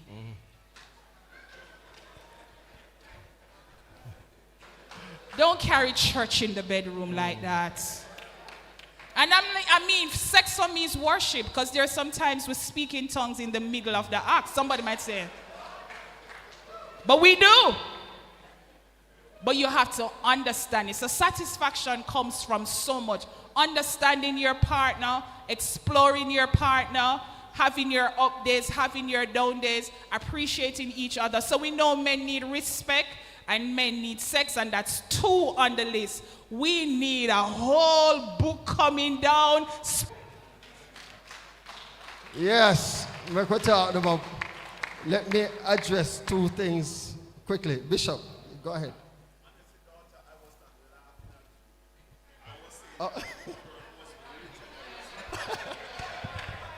I was not laughing at my daughter. I was just saying that Robert was richer than I was because he had a bicycle and all I had was these. I walked from Stonehill to Golden Spring and leave all midnight to get back to Stonehill on my legs. So he was richer than I was. If my wife did that for married, don't know I tell you now. I saw my wife not here to hear about that CRV part because I wouldn't mind going to see all the nice CRV, you know. I said, honey, you this. That can turn me on, yeah. My wife can get a CRV and turn me on for the rest of the year. Turn me on fully. Baby, just talk. Anytime, but well turn on. But because it's not about us being turned on, Now watch this. We have just a few minutes, about 7 minutes, and we're going to wrap up. There are 2 segments I have to skip because of the time, but I kind of know the time would have been a problem because there's something I have to end with. But let me just touch 2 little areas in this before I move to the final segment. I wanted Pastor Works to touch on what Minister just touched on, but I think because of the time, I might not, but prepare for 30 seconds if you want to comment on it. But 2 things. Minister Smith, I love how she talk and how she talk about from the beginning and the onset. Let me tell you, one of the greatest things I can do is marry two virgins at the altar. And nowadays, men feel like virginity is nothing. How dare you associate me with virgin? A man should be proud to say, look here, I'm a virgin. There's nothing bad about it. It should be something that you literally live to. I say, yes, the sweetest thing. And so there's something called strengths and weaknesses. We enter the marriages with strengths and weaknesses, every one of us. As strong as you think you are, you enter with weakness as well. Eh? And so as it relates to sex, there is strength and there's weaknesses in sex. But we look at the problem. We think sometimes that when two people are weak in an area, it means that it is bad, and not necessarily so. And sometimes when two people are strong in an area, you think it is good, and not necessarily so. Because sometimes the two strong head can't work in the finance, can't work in the bedroom, and sometimes the two weak persons, two virgins, for example, never had an experience. One of the sweetest things in the bedroom, where you learn together. And there's something you won't get right the first time. Mr. Nickeisha Smith has so why here, why start? Because some of whether that juke and things that the wives are going and enjoy it. She a ball out. And you hear her ball out. You a joke and she a ball. And you think she a ball for you stop. And she say, brethren, that joking is not right. Eh? And you don't fully understand it because you don't even know what it is that turns her on. We talk about the complexity of women. Listen to this carefully, because Mr. Nickeisha Smith said it also. Women can be complicated, and when I say that to women, it's in a positive way. It's a commendation. There's a car I used to drive, a Escort, 1980, Ford Escort. When I was selling that car, I just sell it for $10,000, and the man come and ball it down to $8,000. That was how bad it was. I drive right there and the muffler drop off a Mountain View. I first know the muffler hot. I hear this whole noise when I'm looking at the review, the muffler, I see. And I come out and rush, go down a Mountain View and lift up the muffler with my hand. Scotch my hand. I never even knew that muffler was hot. Old car.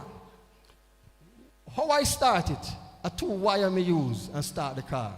Yeah? So there was a mechanic who worked on that car. My other car, the mechanic worked on it until I eventually got a vehicle. Guess what? The mechanic there couldn't work on it. The vehicle was now more complicated as it relates to the engine.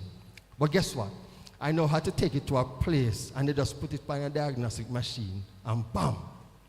And so as complicated as women may be, there is a machine that we can hook up the woman on. And as you hook her up right, oh gosh, and you just see the screen and you just start to read her. But too many of us do not have a diagnostic machine. That's the problem.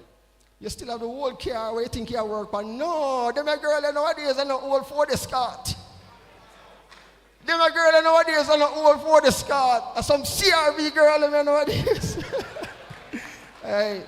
And then the next thing, sex and worship. We don't understand this.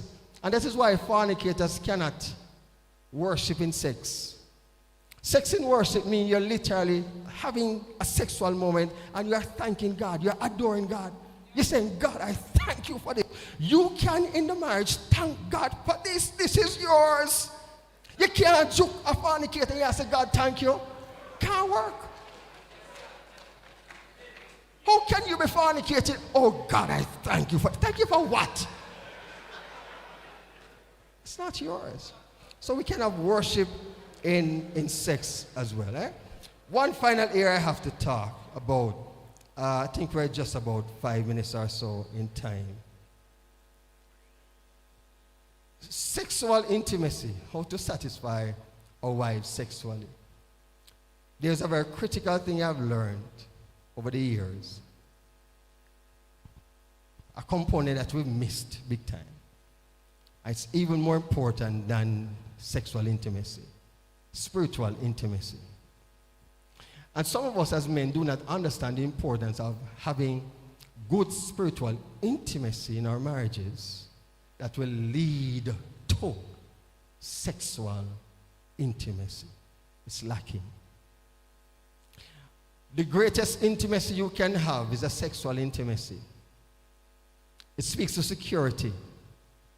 When a wife can feel secured under your spiritual leadership, and unsaved men may be here, I'm mindful. When a wife can feel secure under your spiritual leadership, it causes her to be vulnerable to you.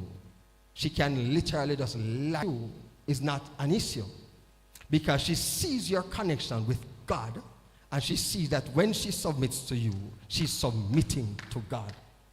And she understands that in the spiritual intimacy. Watch this. $1 million will tease up our wives and make them feel good. No doubt. You go in with $1 million and I say, honey, hear this. And Mr. Nickeisha Smith said, and women are like this as well. My wife is like you. But you can give her the greatest amount of money, the largest amount of money. It does not make her more secure than when she feels secure with your intimacy with God. When was the last time we laid our hands on our wives and say, I bless you, I anoint you? Last time we sat with them and expound on a passage for 5 minutes, 2 minutes. I said, honey, let's pray. The spiritual intimacy. And money is not the answer to every marriage. Because when a husband who is spiritually connected can use his faith in God to say to his wife and family, we don't have this, but let's pray. And your wife see that prayer come to pass. You know, the CRV, you know, because you can't match Robert Smith. Me can't take out one the bicycle where them have down there. We can't match him. Eh? So me have to pray. When's the last time you prayed for something? And your family can feel secure. And when your wife said that, come down. I want our panelists, just for 60 seconds or a minute and a half, if we can make a comment on that. The first thing I want to say to Minister Smith is, you had the wrong counselor. The problems that you had your wedding night, you should have had Angella Worges as a counselor. Because when I have virgins counseling, you know, in the beginning, you see all the things you dealt with, we deal with them there in the beginning. But you see, when it coming near to the wedding time, I carried my computer with my video, and I teach them human anatomy, and where to touch and where to bring on feelings, and how to lead up all to this. How many men know the most sensitive area of a man's sexual anatomy is what? The crown? The crown of his penis? Did you know that if you look at the clitoris under a microscope, is the exact replica of a penis? Huh? And many men don't know that. So if you, all the things that Sister Nickeisha has shared, when they are in place, and when you go in and a man hold on that, there's no way he can tell you no. Heaven come down and glory fill your soul. Mash kalaloo, thank you, Jesus. You see what I mean? And so, like the very sensitive areas of the female anatomy, our men need to know it. They need to know, though, that if the things that she shares is not in place, the wall already set up where them can't reach there, so. But if once all those things are in place and they are able to get near, Master, all you need to know is know where to touch and how to touch. And penis size does not dictate sexual satisfaction. The most sensitive areas of a woman's sexual anatomy is within like 2 inches of the vagina. You see that G spot, them call it the Grafenberg spot, the little area in there, so. You see, her experience and mine was different. She married one virgin. My husband represent most of the Church of God man them. Them come to church with experience. You see what I mean? My husband was gal in a bungle. Some from Rima, some from jungle. You see what I mean? So him come to me with experience. Okay? But although he comes with the sexual experience, he was a real plantation society man. You see what I mean? Who was not socialized to sort of please a woman in a particular way. And that is why communication is the number one thing in your relationship. And you must talk about everything. Because I have my time when I tell him, say, brother, what happened to you tonight? This I know you. Go sleep, you're tired. Right? You have to go rewind and come again. When you sleep and wake, you touch me here. Yeah. You see what I mean? Because you see, a man needs to know, you have to know how to manipulate the woman's anatomy. You have slam bam, thank you, ma'am. That no work again. Minister Nickeisha talk about all that should have happened throughout the day, the little note them and all of that. Okay? But when you actually get into it, no matter what you do in the day, your technique in the bedroom is also very important. And we have too many sexually dissatisfied women. Sister Nikki, they don't know, so we got women's conference, we hear it, And they don't know that when we go to the workplaces, the woman, them chat them husband, Especially, because some women don't know what they need until they hear the women talking, Did you know that? Some women don't know what they need until they hear other women talking what them get. You see what I mean? And so that is why it is important when we have sessions like these, that the men come out. We women hear it everything, We learn, we have been taught all of these things. But our men are not learning to keep up with what the woman really wants. And so I want to say to every man here today, you can lead your wife with a straw. Because marriages fail because needs in a marriage are not met. And once the needs are met, you don't have no problem. Amen? And so you go into the bedroom, a wall is erected. Because the things that are to be done in the day is not done. But once you break down that wall from during the day and you get into the bedroom, and you know how to navigate this engine, Lord have mercy. Talk about the sexual response cycle. You take the woman through a cycle. Because man come like light bulb, I'll give you 30 more seconds, Rev. Man come like light bulb. As you turn on the light come on. But woman come like electric iron. You plug in the iron, it take long to eat up. And all when you plug out the iron, it hot same way. It take time to cool down. So the man have to learn. You see what I mean? That him take her through the cycle. That when she's at the, we call it the plateau level, him and her hook there together. That when the orgasm come, him not gonna sleep. Blah, blah. And she sit down and wonder, how in this do?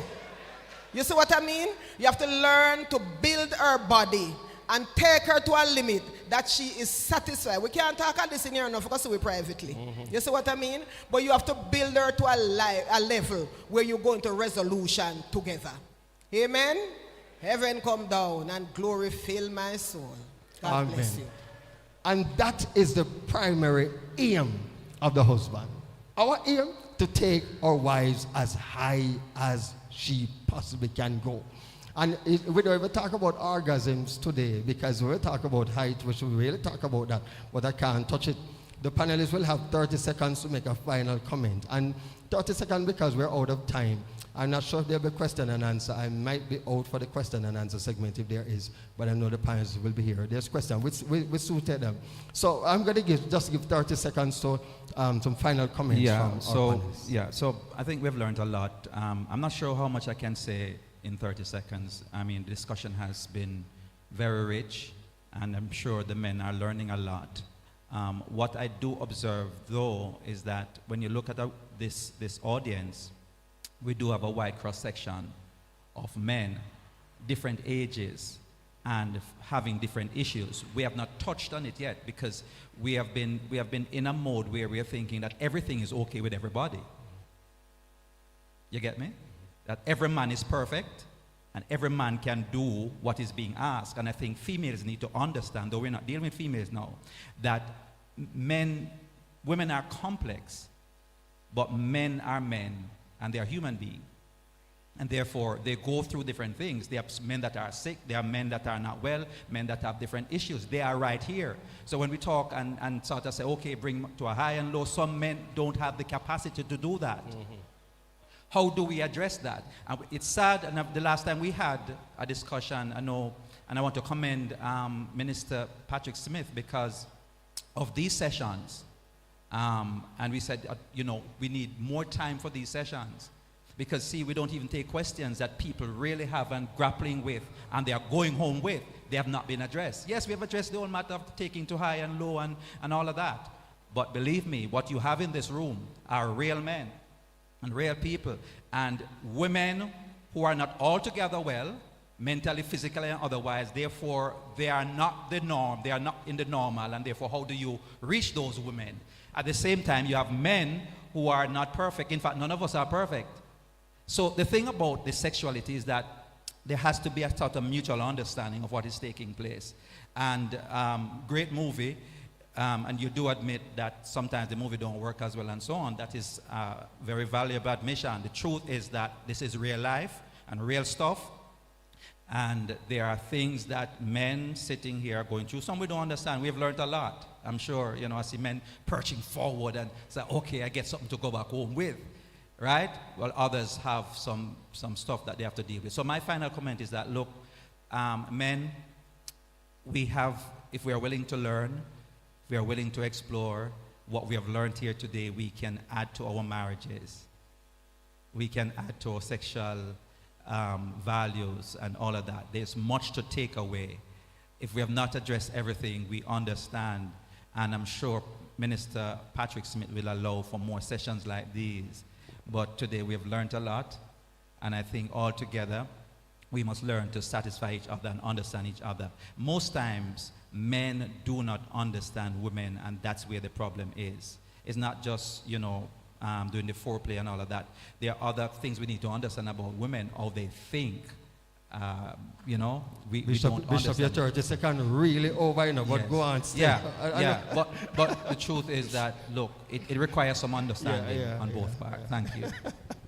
All right, thanks very much, Bishop Downie. Minister Smith, 30 seconds. Our time is gone. I just want to quickly capitalize on what Bishop says, which is something that we had 2 weeks ago in the women's conference, that there needs to be a balance. And the truth is, we're talking about sexuality. That's not all there is for us. And I always thought sometimes it goes weeks that my husband and I don't have sex, but it doesn't mean that we're unhappy. So there is a space. There is something that both of you can create, that you still live that happy life, that you still live that full life. One of my final things that I want to say is that men, it's time for kingdom men to lead in what they do. Too often we are copying what the world is doing, so we don't set the example. What everybody's seeing me on this panel today, all my single ladies are saying, please talk to them. There are so many single ladies out there that is just waiting for you to step up and step a little higher. A female said to me this morning, I've not met a Christian male who is truly true to the call. As soon as they get to know you, they too want to get you in bed. I'm saying to you, kingdom men, live by example. Set the standard. Show the world. Robert and I were never afraid to say that we are virgin. Of course, it was hard sometimes. Of course, sometimes I had to close my eyes. Of course, sometimes I had to run. But both of us knew and understand that we wanted to set that standard. So we would know that we're going to be in leadership today. So we can say to our people, it's possible. It's really, really possible. So guys, brothers, set that standard. It is possible. And remember, don't watch other people's movie. Start your own movie. Sometimes enough people not gonna watch it. People think you're boring, but enjoy your movie. Thank you, Minister. So right. 30 seconds. I saw the MC touching his watch, so we're out of time. I want to encourage the men in here today. The first thing I'm going to say to you is you need to read one good book per month. That is prescription for you. One good book per month. Between 2010 to now, I've read over 600 books, read the Bible 14 times. But I want to say to you that if you don't destroy ignorance, ignorance is going to destroy you. And so guess what? My wife and I, we started at the age of 25, 10 years ago, with nothing at Greater Portmore. Almost every month our light was turned off. But guess what? We were reading books, we were developing ourselves. Fast forward 10 years, we just have a little bit about 100 staff, a little under 100 staff. And so we have real estate. Hopefully we can become a landlord by next year. But that is not what I want to say. I don't want to impress you. I want to impact you. What I'm saying to you is that wherever you are right now, if you have lost time, I want you to redeem the time. And if you have started small, just like how my wife and I in a rent a little room over Portmore, light cut off, that don't matter where you start. But if you read one good book every day, something that is connected to God, guess what? God wants you to become so impactful, because one of the way you influence the world for people to come into the kingdom of God is with good success. People don't listen to failures.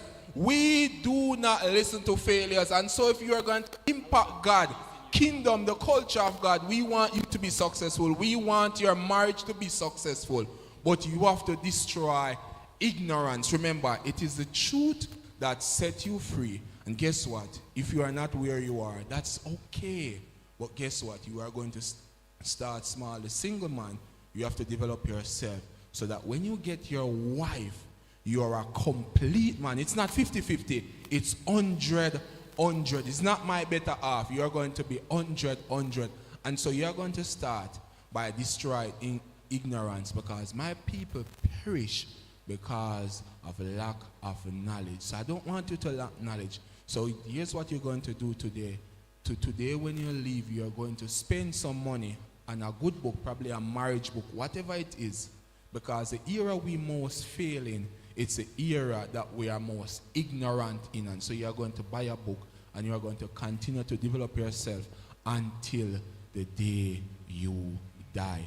I'm going to become better, because only when I become better, then every single thing around my world become better. To be a better husband, you must become a better man. To be a better leader, you must become a better individual. When you become better, everything around you become better. So start with that intrapersonal relationship. This man have a way for talk, you see. Him sound like him had done about 10 times. But him just come with something stronger than the first one. So you want to stop him, and you can't stop him because it just get stronger and stronger. Eh?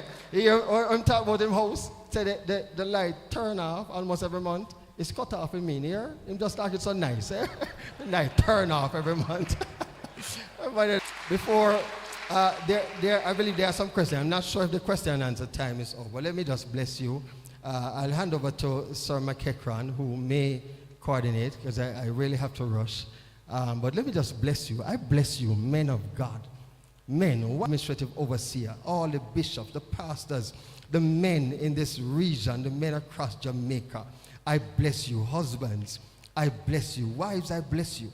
And I pray that the men's ministry of this church will continue to grow and expand, and to provide our men with the requisite tool we need. Be blessed of God. In Jesus' name, amen. Amen. Sir McEachran, over to you.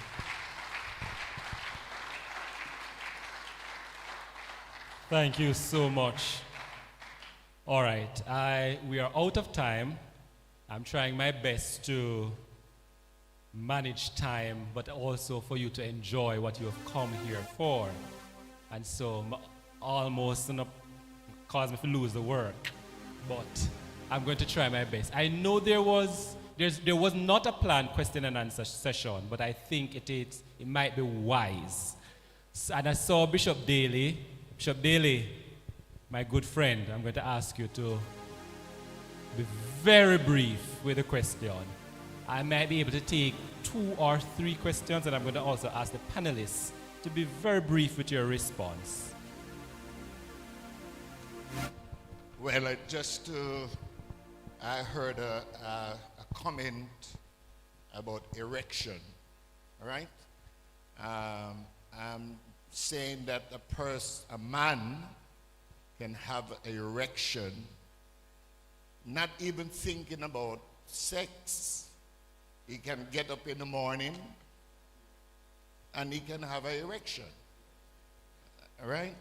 So that is and that's it, all right? As being men, understand, so we don't, no matter get cold now, You had some burning questions. Still, come forward. All right, so okay. a question of such, but as I listen, I know this aspect that is very important as it relates to men's health. That aspect is very important to emphasize also. Healthy life, how we eat, our diet, and all of that is very important. Yes, thank you. That is very important. And we actually have a table at the back with some health professionals. They're going to be speaking to you briefly, but I also want to encourage you to check out the table. Brother Dorman, putting you on standby. Good afternoon, everyone.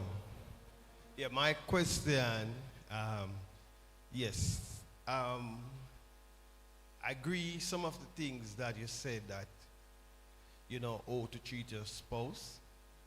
But what about if you're growing up on like a one bedroom or you're not financially equipped and then your spouse expect that of you?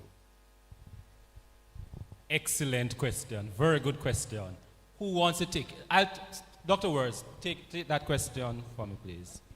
What if it's a one? He's basically asking you, let me paraphrase, how do you help someone, for example, to manage expectation of your spouse, your wife? For example, you're in a one-bedroom, the man is trying his best in that situation, but the wife expects, for example, by now she should have 3 bedrooms. In other words, how do you help to manage expectation, and how do you help the male to work with progress?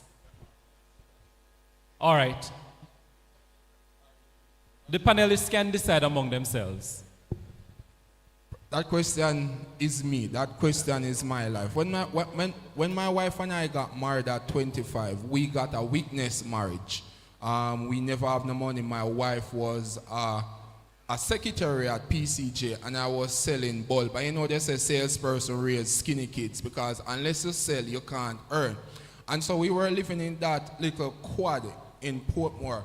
But as I said before, when I married my wife, we start there. But here's what I want to say to that gentleman, that we are here right now, but you're going to paint a vision. Say, baby, we are here today, but this is where we are going to go 10 or 20 years from now. We are building something.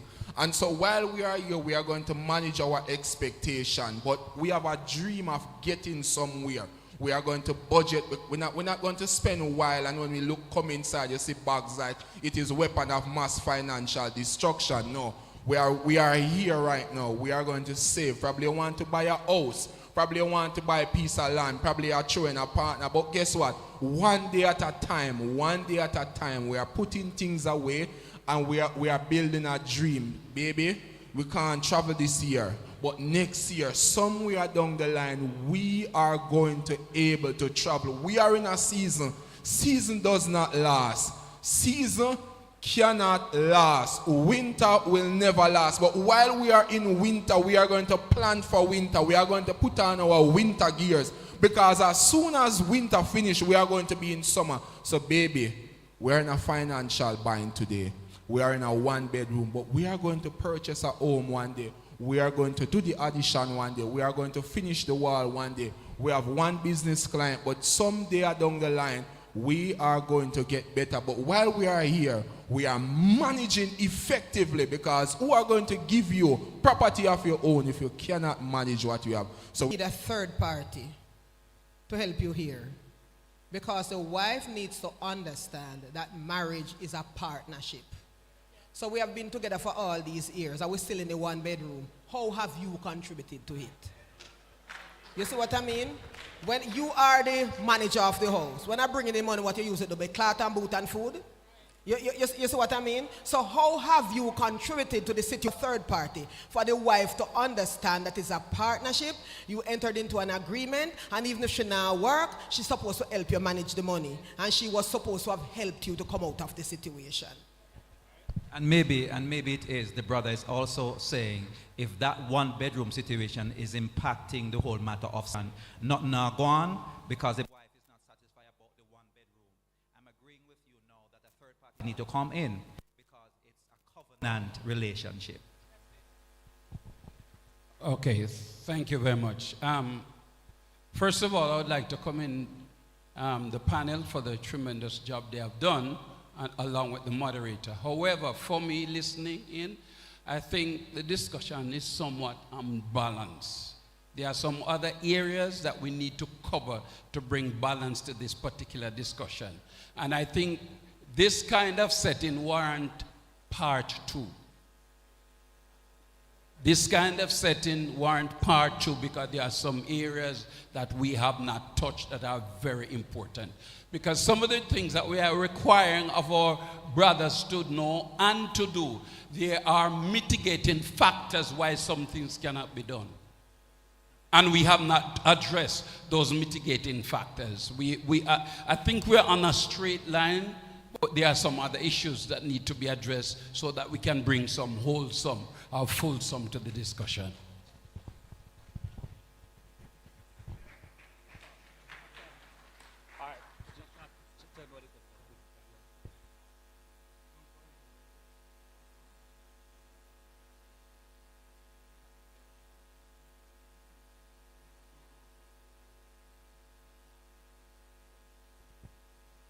All right, so we can't take any more questions. He said it was a short question, but I'm just going to summarize it quickly.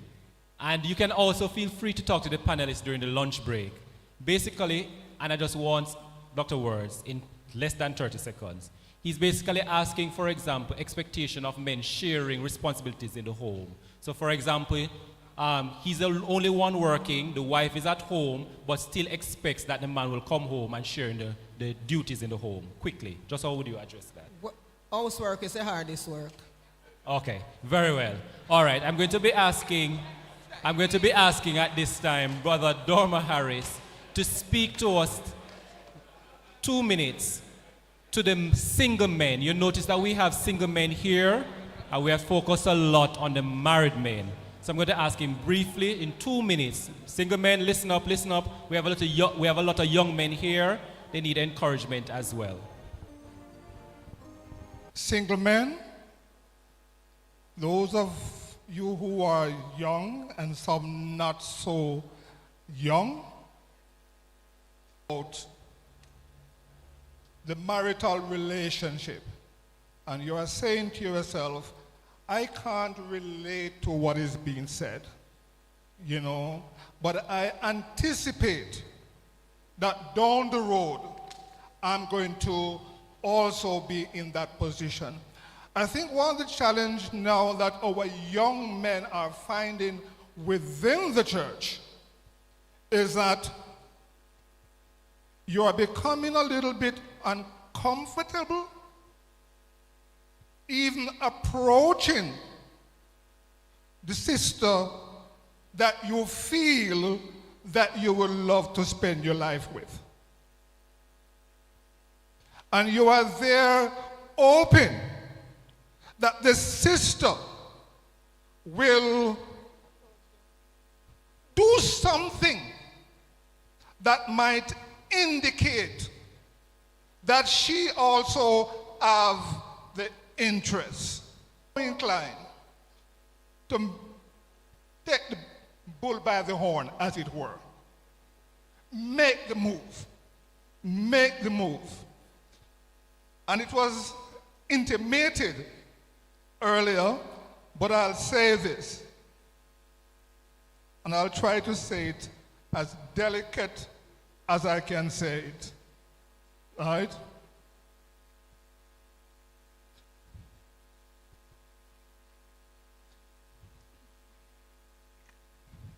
To show that might imply that if you were to propose or continue the relationship, it might go someplace. Don't take on this thing that you don't want put in a bag. Because if she is a spiritual sister, it's going to be the biggest turn off for her. And I'm sure you understand what I mean. Put your hands together. I'm going to release our panelists. You may, if you want to. At this time, we're going to be having some presentations. We're preparing for lunch. Don't worry. We know that your stomachs started, communicating to you. I'm going to be inviting Mr. Dane Thomas And one of our sponsors, at this time I'll tell you our sponsors. So we have Gateway Pharmacy, we have UCC, Creighton Estate Great House and Coffee Plantation Tour. We also have, you know, brothers, these days these things are so difficult to put on without sponsors. And when you have a sponsor decide that they're going to come on board and partner with you, they deserve to be applauded. So put your hands together for sponsors. And I'm going to now be inviting this person who I don't want to be affiliated with, to speak with you for 5 minutes or less. Come on, I'm going to fire you. Hi. Hi, good morning, everybody. Good afternoon, everyone. It's a pleasure to be part of the men's conference, and it's a pleasure to be one of the sponsors. Gateway Pharmacy is located right here in Mandeville on Caledonia Road. We're open right now, and I should be at work, but I'm here. But from 8 a.m. to 9 p.m., and we provide all the services that you need, from prescription drugs, over-the-counter drugs. And just to say something really quick, I don't want to say too long, just to listening to the discussion that we had earlier, I just want to make some recommendation for men in terms of vitamins to help you to perform better. So I'm going to make some recommendations. You can write them down if you want to. If you want more questions about it, you can always call me at the pharmacy. My business cards are at the front right there. First vitamin I'm going to recommend for you guys is Arcalian. Arcalian is a vitamin that works. It also helps for performance, and recommended dosing is 2 tablets every morning. So you can walk into your pharmacy, wherever your pharmacy, okay? It's really, really good. Another one I would recommend for you also is zinc. Zinc is also good for the prostate. So as we get older, you know, you need to be having zinc in as part of your diet, as part of your daily supplement. I take zinc every morning. Zinc, and also I'm also recommending that you take vitamin D3. Vitamin D3 is also good. It gives you energy, it also protects the prostate, and it also gives you good memory also, okay? It's a good antioxidant, so you should take that. Another good vitamin is Pharmaton. Everybody knows about Pharmaton. You can walk into your pharmacy and buy that. It's a combination of the B vitamins, and it's really good for you. Another one, Fertilio. So for couples who want to extend their family but having difficulty in doing that, there's a vitamin that you can buy that helps men, and the name is Fertilio. As the name suggests, Fertilio, fertile. Another one is Wellman. You can look into pharmacy for that. Centrum Performance is another very good one. And not to leave out the women who are here, I would also recommend for women fenugreek. Fenugreek is a good vitamin, especially for some women who have vitamin that you can take. And husbands, you can also, if your wife having that issue, you can recommend that vitamin for her. You're here, I'm making the recommendation as the pharmacist, get the fenugreek for your wife, all right? So, these are my very few words. It's really good to see you guys, and continue to support, all right? I see somebody raising their hand. I don't know if you can take any question. They can meet you at the pharmacy.